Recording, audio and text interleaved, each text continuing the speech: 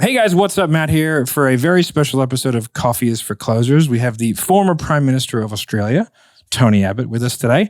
I've known Tony for a long time from some family connections, and I wanted to get him here today to be able to I thought it'd be really interesting to go over like the persuasion of politics and sort of like how, a little bit of like inside baseball type stuff, but really kind of talk to you about like, not necessarily policy decision making or anything like that, but our audience is predominantly salespeople, and I can't really think of a more intense or meaningful thing to persuade somebody on something that you think is going to drive the country forward.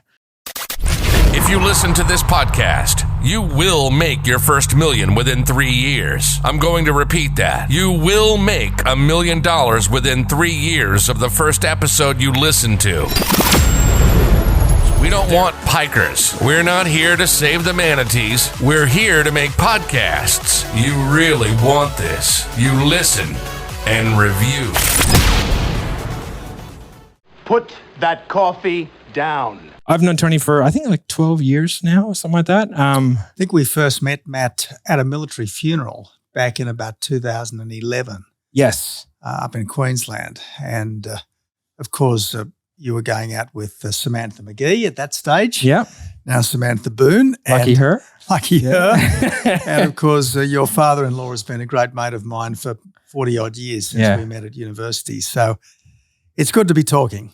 So I've had the privilege of of knowing you when you were the Prime Minister as well. We got to have Christmas lunch one day at the house there, and so it's been a very interesting to be able to see you kind of obviously come up and then hit the ultimate political prowess and stuff like that. You've seen me get to the top, and you've seen me topple off it, Matt. I was there for that too. You've seen the high and the low. I mean, obviously. The highest high point you can reach in politics is to become Prime Minister, at least in this country. And inevitably, the day that happens, Election Day 2013, is an extraordinary summit to have climbed. But then when you get turfed, that's a pretty low point as well. And the interesting thing about politics is that you've got to have a very thick skin. Yep. You've got to have a very strong sense of self.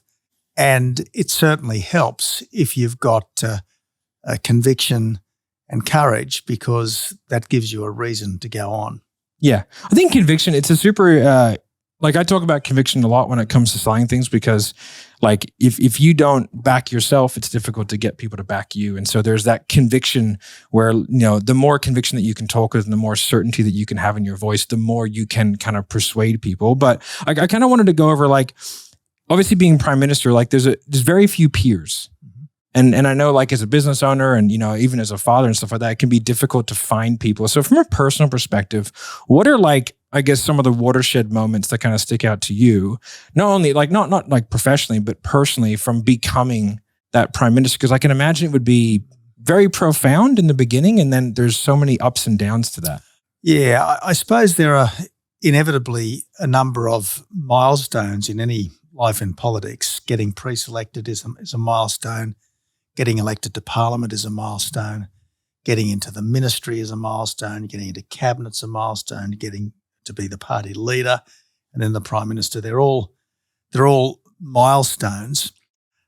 In terms of particular highs, well, for me, I guess coming to grips with the people smuggling problem with Operation Sovereign Borders and quite quickly solving what some people thought was an impossible to solve problem and stopping the boats, that was pretty wonderful. Probably the thing that I least expected, and which I get a lot of satisfaction from looking back on, albeit that it was a pretty tough time, was the way we dealt with the MH17 atrocity. You'll remember that MH17 was shot down by a Russian missile battery seems incredibly relevant now. Well, it certainly does. I mean, it came across from Russia into Ukraine, brought down MH17, killed 298 people, including 38 Australians, then it went back into Russia. And it all happened in the context of the Russian seizure of the Crimea and then their infiltration into the Donbass as part of Vladimir Putin's campaign to effectively remake Greater Russia. So what we're seeing in the Ukraine at the moment is really just a massive escalation of a campaign that Putin began back in 2014. Yes, what he's doing now is new in the sense that it's on a massive scale and it's across the board. But his first mini invasion, if you like, of Ukraine was back then. So MH17 was shot down. 38 Australians were killed. In the early days after that atrocity, the Russian-backed rebels were effectively picking over the wreckage, looting the site effectively. And so Australia, the Netherlands and Malaysia, who were the three principal countries, we needed to respond. And just for a period of time, it looked like it was going to have to be a military response into eastern Ukraine. In the end, there was a military element to it. We had quite a lot of our special forces on standby in the Netherlands. We had some on the spot in the eastern Ukraine, but mostly it was a police operation that scoured the site for evidence, to recover wreckage, to ensure that there were no body parts left, and so on. A dreadful moment in one sense, particularly for the Australians who were bereaved, but it was also an occasion when official Australia worked well to organise a very swift and effective emergency response, to be completely uncompromising in our approach to the Russian dictator. And I think as a nation, we can actually draw considerable satisfaction and pride from what we did in the eastern Ukraine back in July and August of 2014. But what was clear even then, Matt, and I know we're getting off the topic of salesmanship, but what was clear even then was the ruthless and brutal nature of the Russian dictator. Yeah. I can remember the famous shirt fronting discussion in Beijing some months later. It was on the sidelines of the APEC conference. I said to Putin at the initial reception that we needed to talk, and then the next day pulled him aside into an alcove for a proper discussion. And I put to him that it was clear what had happened. A Russian missile battery had brought down this plane, and I said, look, I don't hold you personally responsible in the sense that you gave the order, but obviously you permitted this battery to be used to bring down planes over Ukraine, and at the very least, you need to offer an apology and compensation to the families of the dead. Anyway, he went into a long rant through an interpreter about how he's good at that. The Ukrainian government were fascists, how the shoot down was a Ukrainian act of provocation, how the Ukraine was really part of Russia. And I responded that I got the Mother Russia thing. I'd read my Solzhenitsyn. I understood all about Kievan Rus and all the rest of it. At that point, we were summoned back into the conference, and as we were walking in, he suddenly turned, grabbed me with both hands and said in English, he said, "You are not a native Australian. I," he said, "am a native Russian." And I thought to myself, what he's trying to say to me in this, at one level, rather odd outburst is that I don't get it. Yeah. He does. The blood and soil thing is a constant for him, and he has almost a sacred duty to restore Greater Russia. And that's why what's happening now in Ukraine is so serious, not just for the 40-odd million people of Ukraine itself and their long-term freedom and independence, but for all the other countries that were once part of the Soviet Union or Russia, the Baltic states, Poland, in the end, Moldova, Georgia. In the end, he wants to re-establish Russian overlordship of Eastern Europe. That's why this is such a serious business for the whole world. Yeah. So like when you're dealing with these world leaders at these large conferences, because you also negotiated a free trade agreement with Japan. So I'm assuming you, or I mean, I could be wrong, but you probably have different communication tactics with obviously different types of leaders. So can you talk to, Sure. I guess, how do you get the most out of a relationship? Because it's give and take, but obviously we want to receive. Absolutely right. Look, everyone is different, I suppose. And I was a bit of a stranger to top-level diplomacy when I became Prime Minister. My previous portfolios in government were workplace relations, where if you're a Liberal workplace relations minister, you tend to be in a bit of a cold war, if you like, with the union movement. Because I had a bit of a DLP background, I suppose I was a little bit more appreciative of the union movement than your typical Liberal workplace relations minister. But nevertheless, coalition governments generally want to deregulate the workplace. Yep. Unions generally want to regulate the workplace.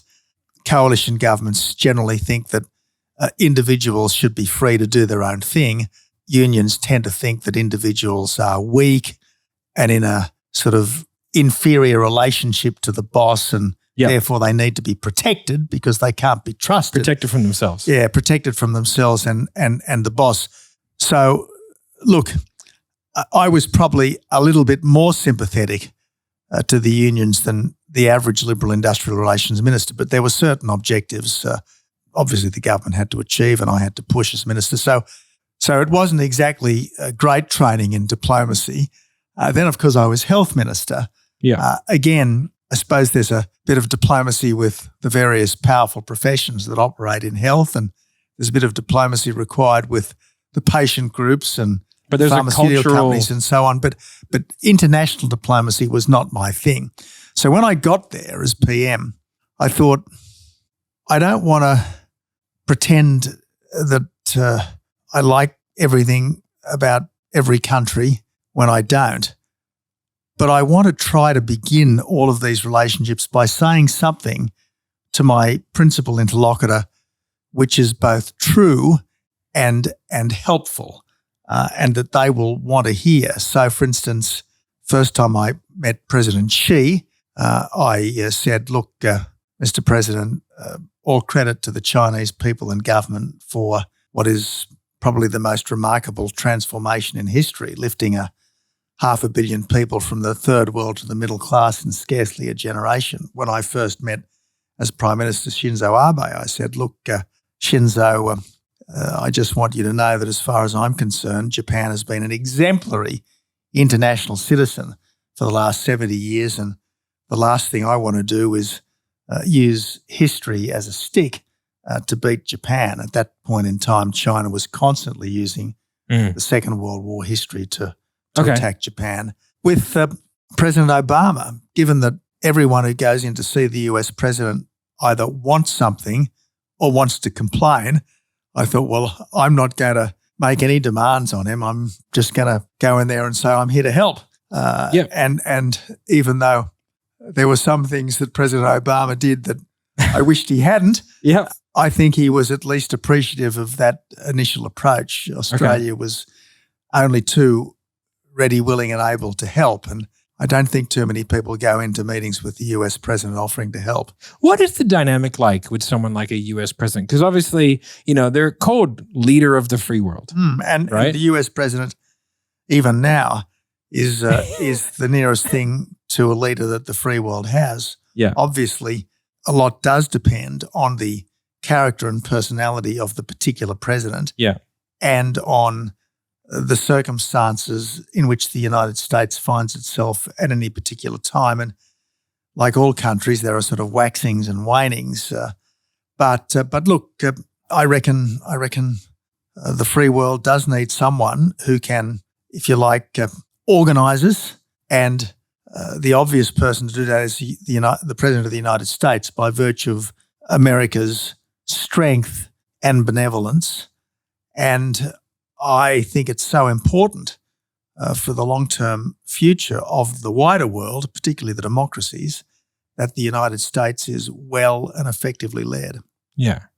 I would love to think that we all move beyond high school. However, the older I get and the more experienced I get, I realize that human beings default to certain communication. Mm-hmm. And like, I know we'd all love to think that politicians are at some level above that, but I would have to think there would have to be an element within the international community of world leaders of like just a natural hierarchy forming in the cool kids and the nerds. And I mean, obviously that's a bit of a sophomoric way of looking at it, but does that formation happen? And like, do the certain countries kind of just stick together? Like when you go to conferences and stuff like that?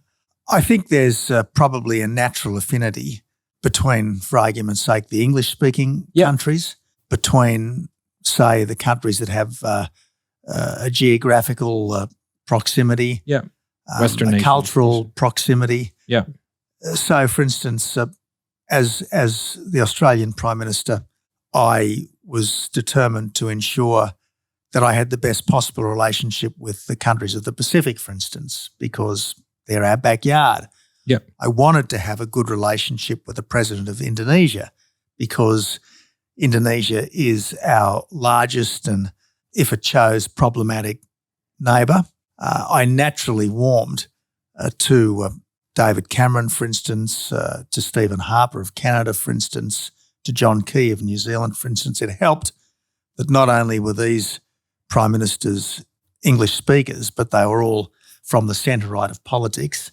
Okay. But President Obama, who I had many dealings with, brilliant, charming, charismatic. It was certainly easy to get on with them, even if sometimes our perspectives were different. Okay. That's very well put.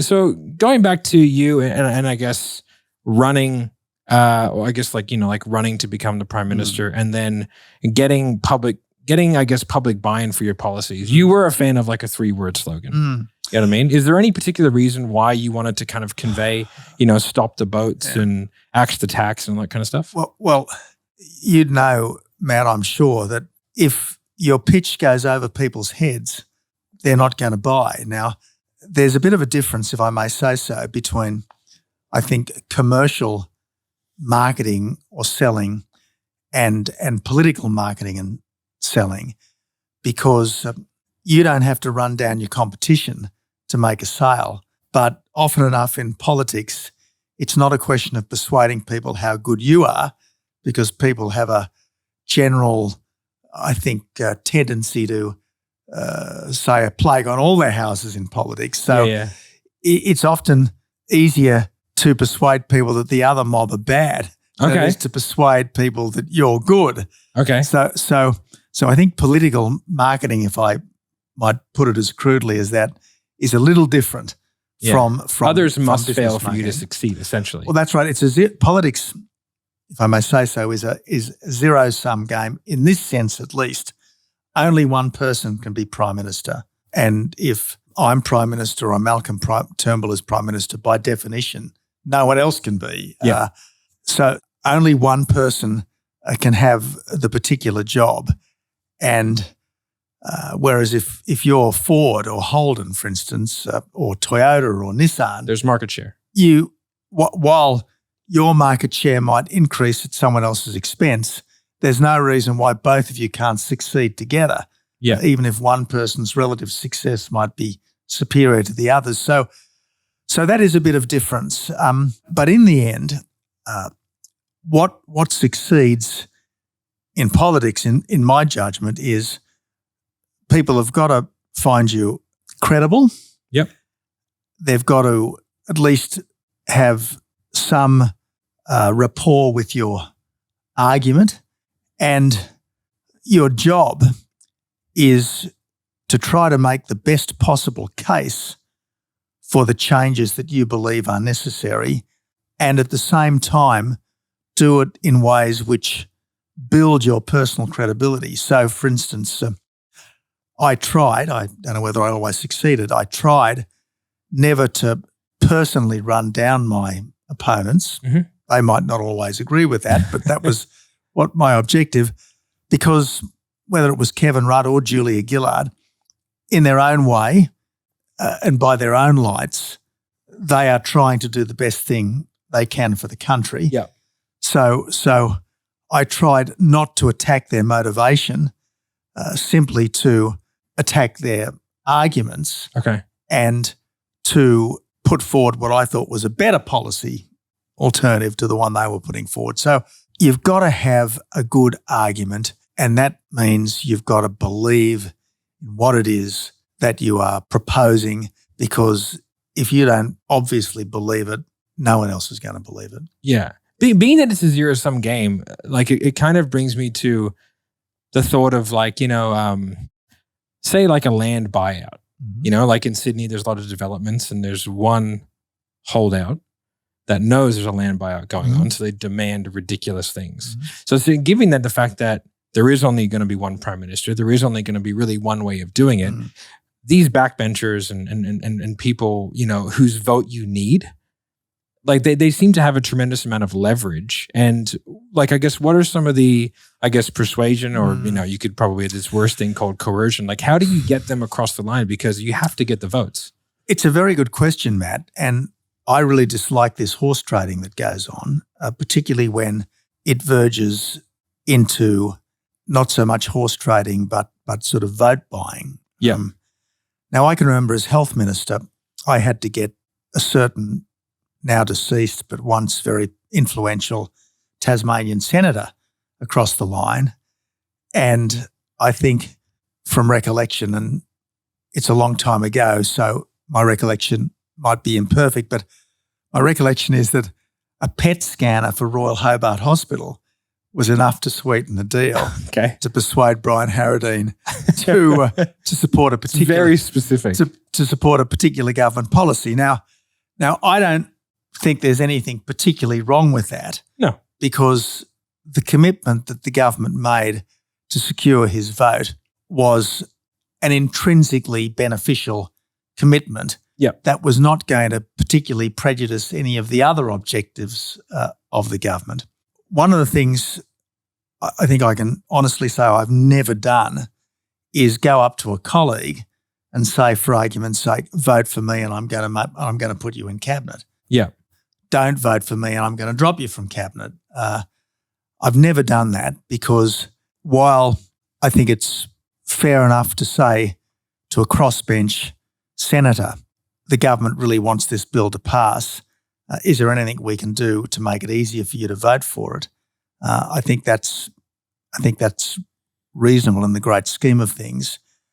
Appealing to naked personal self-interest and putting someone into cabinet who arguably shouldn't otherwise have been there in order to get a personal objective for yourself, I just think is the sort of thing that really turns people off politics. I completely agree, which is actually a good segue, I guess, into when you first became prime minister, there was nothing really to do with you, but there was an immediate scandal to do with the travel allowances. Now, well, actually, I think I did get caught up in it. I think it was $170 or something you had to read, wasn't it? I think it was. I think it was an airfare from Sydney to Albury. I had to repay. Yeah, because seems a bit trivial. I'd gone down to a colleague's wedding. Now, my strong recollection was, and this was when I was health minister. My strong recollection was that I had coupled this with quite a few meetings, but I couldn't prove that from my diary, so I thought the easiest thing was just to pay back the $600 or $700 or whatever it was for the airfare. It seems easier. When I was in the military, we had diners cards. We had diners club cards, and they were issued to special forces in case you needed to use them. And we did have to use them in certain things, but I didn't know there were too many restaurants in Afghanistan that took diners cards. No, but there are in some of the Indonesian countries. But I remember I was on a course and I had to buy lunch, and I bought lunch on the course, and it was like the world melted down. I was like, hang on a second, I'm supposed to be provided lunch. What? Anyway, so I definitely feel you're paying with that kind of scrutiny. But people suddenly get very hoity-toity about a lot of this stuff. Now, I think when I look back on all the things politicians are allowed to do on the taxpayer, and I think of all the things that I didn't do over the years in terms of flying the family to Canberra, flying the family around the countryside and so on, I think I've been pretty frugal when it comes to these things, but it doesn't matter what you do. The public tend to sit in harsh judgment, and that's why it's always better to say, I may have made a mistake Here you go. Yeah, exactly. Take it back. Yeah, exactly. that's right. But like, what is you've just become prime minister and all of a sudden, I assume all hell is broken loose. Everyone's freaking out, thinking about everything they've done. Like, what do you do to then, okay, everybody stop? Because you're brand new to this as well. And you've just come up. Like, what are the action steps that are taken just to calm everybody down? And how do you deal with the media? That's a very good question. Look, normally you have to do your best to find the facts in as calm and dispassionate way as possible. And then you've got to find a way forward which suitably deals with the facts as found. And in that particular instance, from recollection, quite a few people ended up repaying $100 there, $1,000 there, etc. But the interesting thing about politics is that that's never the only thing that's going on. And you can't let the crisis du jour deflect you from all the other things that need to be got on with. And you've got to have the ability to, in a sense, compartmentalize and not allow any of the stress that you might be feeling over embarrassing issue X to stop you from getting on with vital issue Y. Yeah. For instance, just at the moment in Britain, my friend Boris Johnson has got the so-called Partygate issue to deal with, but he's also got a major historic security crisis to deal with as well. Now, I hope Boris is spending 99% of his time doing his best to help Ukraine deal with this crisis and not fretting too much about whether someone might decide that actually he should have been fined £200 for attending a party in the wrong circumstances. Interestingly, I don't really want to get into the business of detailed commentary on British politics and the day-to-day events, but this idea that someone should resign from the greatest office in the land simply because they've been in breach of some trivial and over-the-top rule, I just think is wrong. Take Daniel Andrews, for instance, the Victorian Premier. He was fined twice for breaching his own over-the-top and ridiculous mask rules, but no one said Daniel Andrews should resign as a result. So you've got to be able to carry on with the important, notwithstanding the crisis du jour, because at least half the time in politics there is a hue and cry over something which is either trivial or confected. You can't not get caught up in it, if only because it will tend to be dealt with in Parliament, but you can't let it distract you from what is always the main game. Yeah. And like with Parliament, because I grew up in the US, so it's a very different system. And that's, to be honest, most of my knowledge is about that system. When I first saw how everybody acted in Parliament, I was like, is this real? It just seems like a bunch of people yelling at each other. How productive is that actual process in terms of, or is it just people like getting to grandstand and make themselves feel better to their own constituency? Having been in the Parliament for 25 years and having been on the front bench for 20 years, I've got to say, and I do truly believe, that the theatre of Parliament is a significant part of democratic accountability. Okay. But a lot of the time it is, to coin a phrase, full of sound and fury, signifying, if not nothing, certainly not very much. And what I think you've always got to try to do is to keep a sense of perspective about it. So if you're the opposition, you've got to maintain an appropriate level of outrage. What's more fun? You can't be equally outraged over everything. Yeah. If some things are genuinely minor transgressions or minor faults on the part of the government, so there's no point going from 0 to 100 decibels over something which is really a mere indiscretion or misdemeanor as opposed to a political mortal sin. Yeah. And look, that's again, it's a question of judgment. Yeah. Do you feel like the system will remain? Do you feel like we're going to remain a parliamentary system? Oh, absolutely. Look, Australia, for all, it's very easy to be critical of our parliamentarians, of our elected leaders, and up to a point, much of the criticism is deserved because none of us are perfect. All of us make mistakes. There's always different ways of handling things, and most of us would accept that we're not every day our best selves.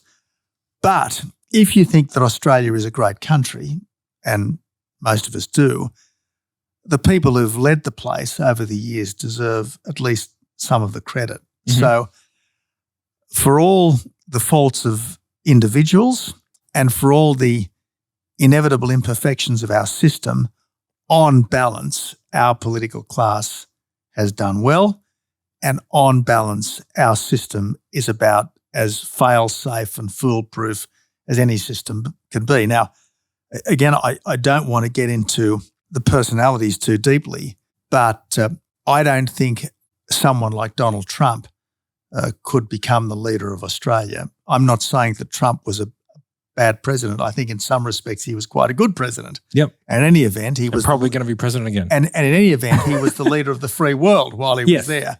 And it was our duty to be as supportive as we could be to him. The goal can't be for someone to fail. I don't believe someone who was as technically underqualified and as much of an outsider as he was could come to the fore in a parliamentary system because A, you've got to be in Parliament, and B, you've got to have enough people in Parliament to support you to have the job. So you'd never get a Prime Minister Trump in Australia. You'd never get a Prime Minister Macron in Australia. Yeah. Presidential systems are much more likely to throw up outsiders for better or for worse than a parliamentary democracy is. Okay. That makes sense. And I suppose like there does seem to be like, you know, there does seem to be at the moment in international politics a little bit of not changing of the guard, but there seems to be some shifts with like Macron, Trudeau, obviously very young as well, and then Trump, and you know what I mean? I think Biden is kind of a shift back to what was. Where do you think that's coming from in particular? Well, if you look at the US, and I've never lived for any length of time in America, but obviously you've got to pay attention to what's happening in America. If you look at the US over the last couple of decades, successive presidents have, if you like, been a reaction to their predecessor. Yep. So Obama was a reaction to George W. Bush. Yep. Trump was a reaction to Obama, and Biden is a reaction to Trump.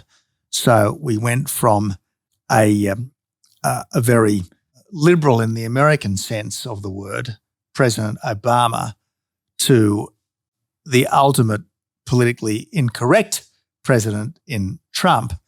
And we went from the ultimate outsider in Trump to the ultimate insider in Biden. So as I said, there's the waxing. I think looking at the United States in particular, there are pressures in the United States which are causing stresses which are playing out in American politics. For instance, until very recently at least, average wages had been stagnant for a long time in America. Mm-hmm.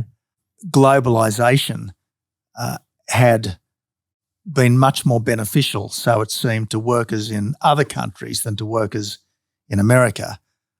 America's role as effectively the world's policeman had disproportionately benefited other countries rather than America. So you can understand why there was quite a lot of pressure in the United States to do things differently. And this was where, when candidate Trump talked about draining the swamp, he touched a chord with a lot of Americans who had felt left out for too long. 3 words.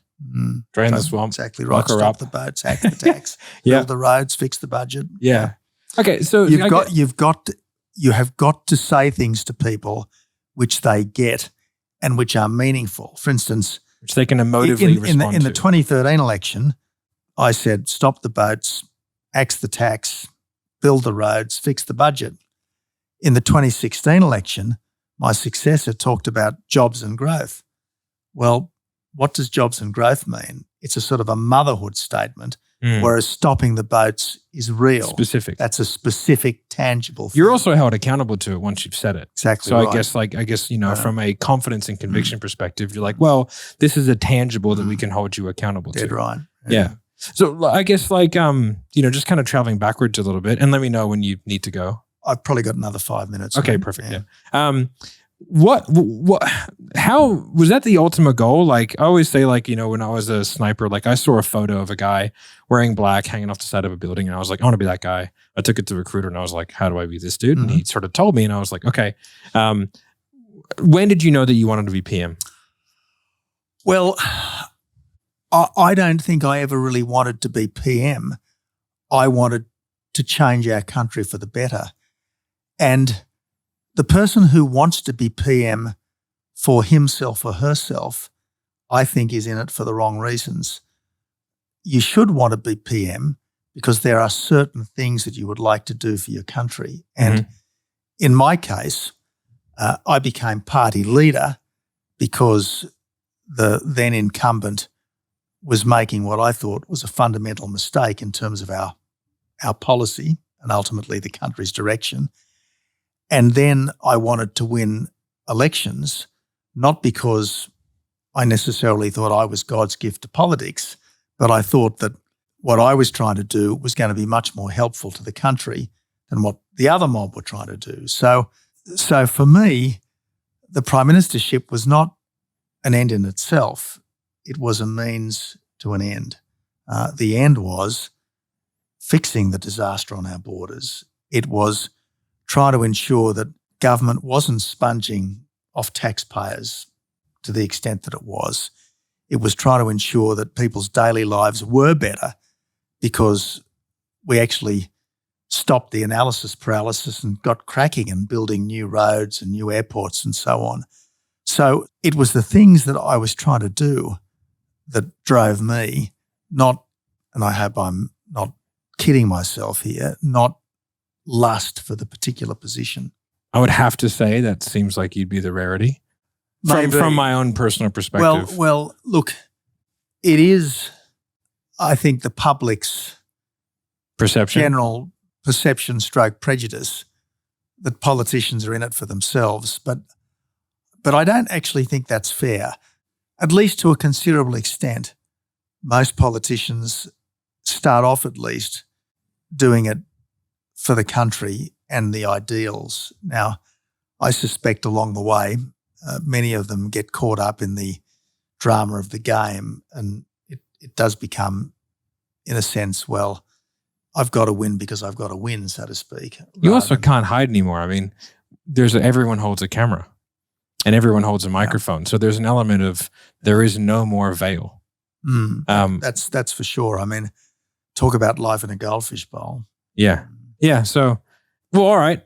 I really appreciate you coming on. I know you're a very busy guy. Well, Matt, I'm not as busy as I was. And the reason why I decided to come on was because, you're the son-in-law of one of my best friends, but also because as someone who's served our country in uniform and taken risks for our country, the least I can do is offer you and your business some support and encouragement, and good on you for making a go of things in your post-military life.